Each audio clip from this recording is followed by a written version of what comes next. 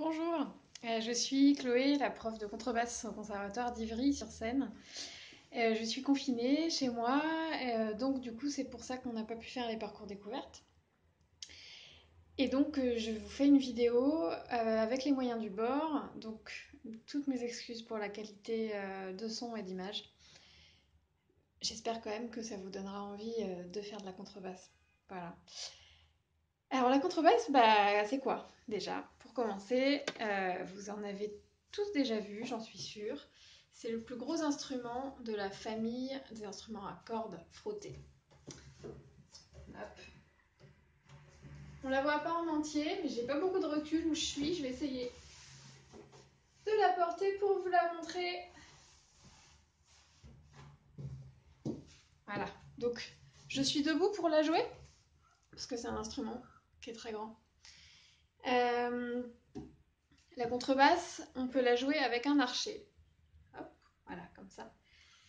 Par exemple, je vais vous faire un extrait de L'éléphant de Camille Saint-Saëns, qui est dans le Carnaval des animaux. Vous l'avez peut-être déjà entendu.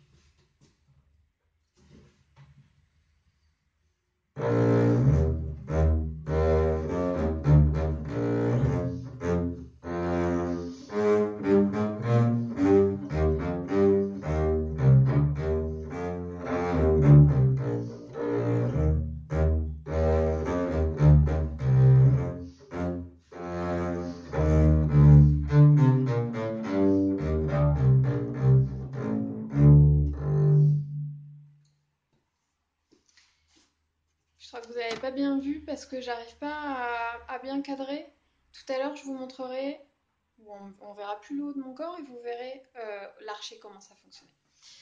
Pour continuer, avant de changer tout mon cadrage, parce que je suis pas une pro, je vais vous montrer qu'on peut jouer sans archet de la contrebasse. On peut jouer avec ses doigts. De la main droite, la main gauche, elle change la hauteur des notes en appuyant sur la corde. Vous avez dû entendre, là j'ai joué avec mes doigts, c'est ce qu'on appelle les pizzicato, qu'on peut diminuer en pizz.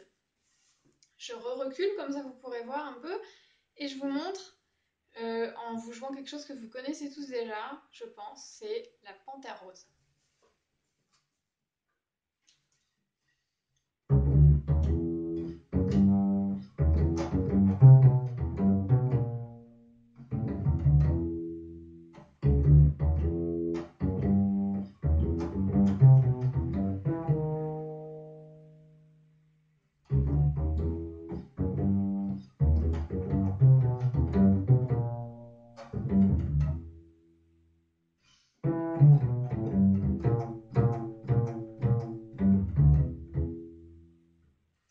Là, si je me recule, voilà, on voit mieux.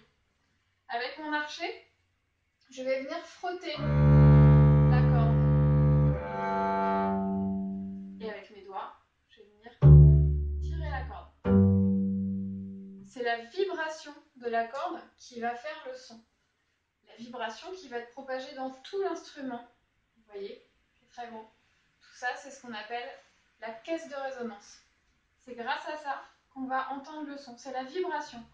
C'est le fait de tirer la corde, de la lâcher, de la faire vibrer, qui provoque le son. Si je m'avance un peu, là vous pouvez regarder les cordes. Elles sont immobiles, on n'entend rien. Et là, on voit, quand elle vibre, on entend. Ça va peut-être se voir mieux sur la corde grave. Ah oui, effectivement. Et en pile, c'est la même chose. Regardez bien la corde qui va vibrer.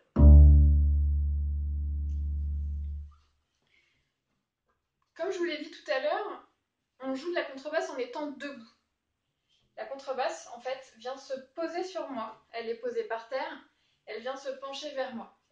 Du coup, j'ai un contact permanent avec ma contrebasse quand je joue.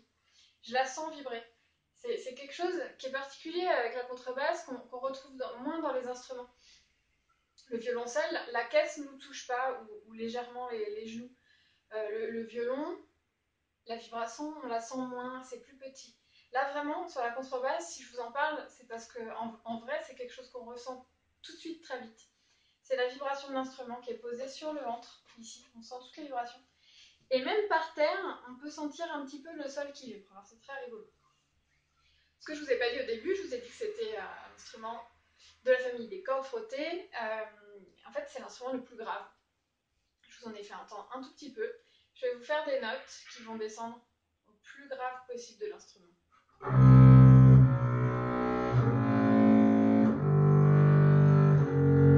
Et la dernière. On peut aussi aller dans l'aigu.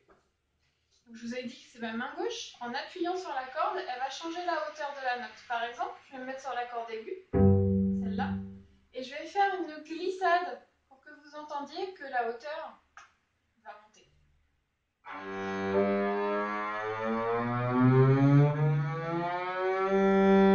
Et là, on va pouvoir voir, si je continue, jusqu'où on va pouvoir monter sur une contrebasse.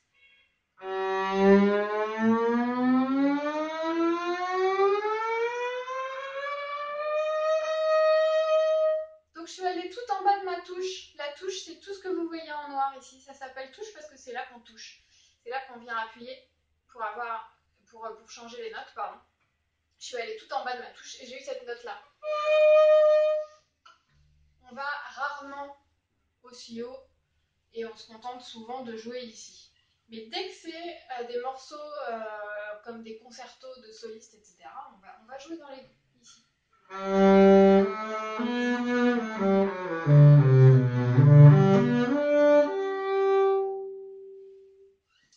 Et quand c'est des parties d'orchestre, on va plutôt jouer dans le grave. Vu qu'on est un instrument grave, autant en profiter. Par exemple.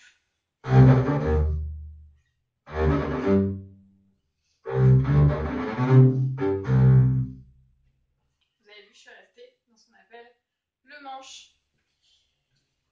La contrebasse, c'est hyper polyvalent comme instrument. Hop là, on s'en sert dans le classique, beaucoup. Vous verrez dans les orchestres symphoniques, les contrebasses, elles sont tout au fond, on les voit, elles sont souvent par groupe de entre 4 à 8. Et on peut aussi l'utiliser dans le jazz. Vous avez déjà vu sans doute des concerts, des groupes de jazz ou quoi. Donc là, ça va être utilisé en PID.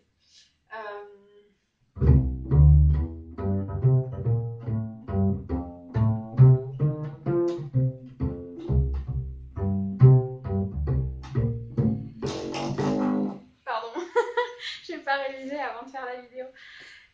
Voilà, et puis en fait, je vous ai mis quelques autres vidéos à regarder. Il y a des groupes de contrebassistes qui utilisent la contrebasse un petit peu comme un instrument de percussion. Ils font plein de trucs comme ça. Moi, je ne suis pas une experte. Il va falloir que j'apprenne un petit peu. Mais on peut aussi s'en servir comme ça, c'est rigolo. On peut faire plein de sons rigolos. Voilà. J'ai commencé la contrebasse à 5 ans et demi. Je voulais absolument faire un instrument de musique. Et mes parents m'ont emmené voir les instruments au conservatoire et j'ai eu un coup de cœur sur la contrebasse. J'avais 5 ans et demi, c'était il y a très longtemps. Je me rappelle pas exactement ce qui a fait que j'ai eu un coup de cœur comme ça. Toujours est-il que le fait d'être très proche de mon instrument quand je le joue, c'est quelque chose comme si je lui faisais un câlin à chaque fois à ma contrebasse. Je crois que c'est surtout ça qui m'a plu. C'est ce côté vibration dont je vous parlais tout à l'heure aussi. C'est difficile à ressentir là derrière un écran évidemment. Mais vraiment, c'est quelque chose qui est très important. Et je vous racontais ça pour vous dire que c'est absolument possible. Peu importe la taille que vous faites, si vous ou quoi, c'est pas parce que c'est un gros instrument qu'il faut être grand pour en faire. Vous me voyez pas en vrai, vous me voyez sur une vidéo, mais en fait je fais un tout petit peu plus qu'1,50 m, c'est-à-dire que je suis pas très grande et je suis pas particulièrement musclée non plus, mais je fais de la contrebasse. Voilà. Donc c'est vraiment un instrument que tout le monde peut jouer. J'espère que ça vous aura donné envie et puis je vous retrouverai avec plaisir quand tout ça sera revenu à la normale. Je vous accueillerai dans la classe avec un grand plaisir. Prenez bien soin de vous et bonne découverte des instruments. Au revoir, à bientôt.